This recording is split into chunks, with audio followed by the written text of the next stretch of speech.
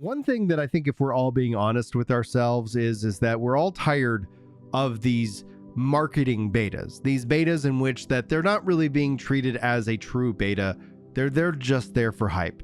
They're there as a way to get you paid into early access, or some of those things that in the long run of it kind of just feels a little cheap. But that's why I wanted to talk to you today about the first Descendant. Now, first Descendant had an actual beta, a beta in which that it's for people to play, try out, provide feedback, and then the devs get to work. And get to work they have. And so today's video, I'm going to highlight some of the improvements and the changes that are coming to the first Descendant. And keep your calendars locked to August 22nd.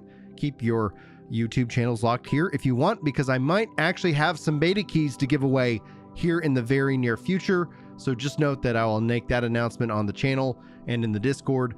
Regardless, I'll try to get as many of you as I possibly can into this beta, because it's a cross-play beta with console, with PC, and I think that's a really good thing. But beyond this cross-play announcement that just recently dropped from the Xbox event, there's a lot to love about what they shared with us today. And so I'd like to kind of give you that breakdown from a dev's perspective, why these things are important, why we should see the return of actual betas, and the challenge that's incorporated by social media. You got YouTubers. I'm a YouTuber, but let's be real. Some of us suck. Some of us really do. You might think I suck, and that's perfectly fine. But at the core of it, when we're sitting here spending more time hating on games, I don't think that's the way. I think there could hopefully be a bigger, brighter future for gaming and content creation, but that's probably for another video for another day. You guys came here ideally for the first Descendant, so let's talk about it. I think the biggest takeaway from the actual beta they had in October 2022, can't even speak,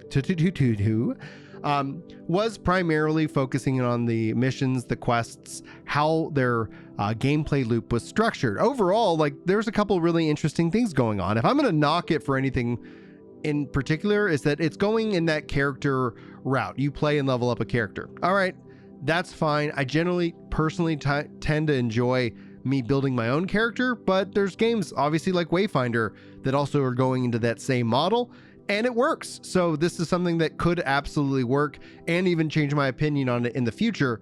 But they're really focusing in on new and updated content cycles with the new single player and co-op story missions, new characters they're introducing, and this what they call the improved grappling hook with movement abilities. And they kind of showed this off during the presentation during today's Xbox event, which I thought was pretty stellar. So that was really cool to see. They put together a great hype trailer regardless.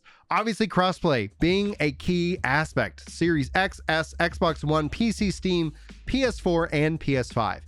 You're talking about a huge player pool. This being a free-to-play game also means that there's going to be a low barrier for entry. This is going to then cycle into the conversation of, well, what kind of monetization systems do it have? We'll be sure to cover those here for you. I will be sure to give you the ins and the outs, the ups and the downs of everything when it comes to monetization. They've added in new customization features, yada, yada, yada. For those of you who really enjoy that glamour game, that fashion end game, that's going to be for you. It's not necessarily for me. Give me a great gameplay experience, which that's what they're focusing in on. Updated UI, user experiences, quality of life, various different server and game performance boosts. Obviously, you can see the guns and the emotions and the movement. All that's been queued up and taken honestly to a big degree.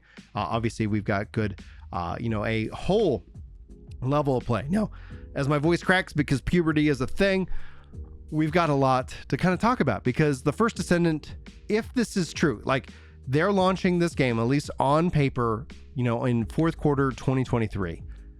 That means from August, they can still take that data from this upcoming alpha and improve upon the game. Whether this game ends up being the be-all end-all, the game that, that actually starts to compete, offering players a looter shooter experience where maybe some looter shooter experiences kind of are wearing thin, that has yet to be seen. But I do want to say I appreciate the devs taking the time to really build this out, to offer this up, to take the feedback, incorporate it, and make it a better product all in all. That's actually why when all the negative or the kind of, the critique that was coming out about the first Descendant back in October was out, I was like, well, we don't actually have a release date.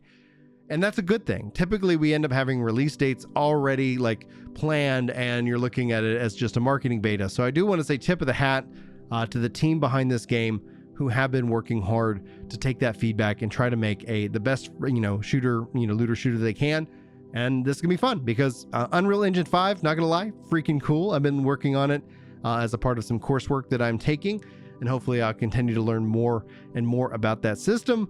But yeah, that's what I want to talk about today. There's something that could be here, and I'm hopefully going to be able to get some hands-on, get some beta keys, get you guys hooked up with that, and then we can talk about more the first Descendant, whether it's ups and downs, its lefts and its rights, and all that is in between. Anyway, guys, that was just a short video that I want to put out for you. Hopefully you found it interesting and informative. And as I stutter and struggle through words, because what better thing to do than create a YouTube video where you talk into a mic and you cannot speak English. Anyway, thanks guys for being here. Hopefully you enjoyed. Hopefully I'll see you in the next video. But until then, take care.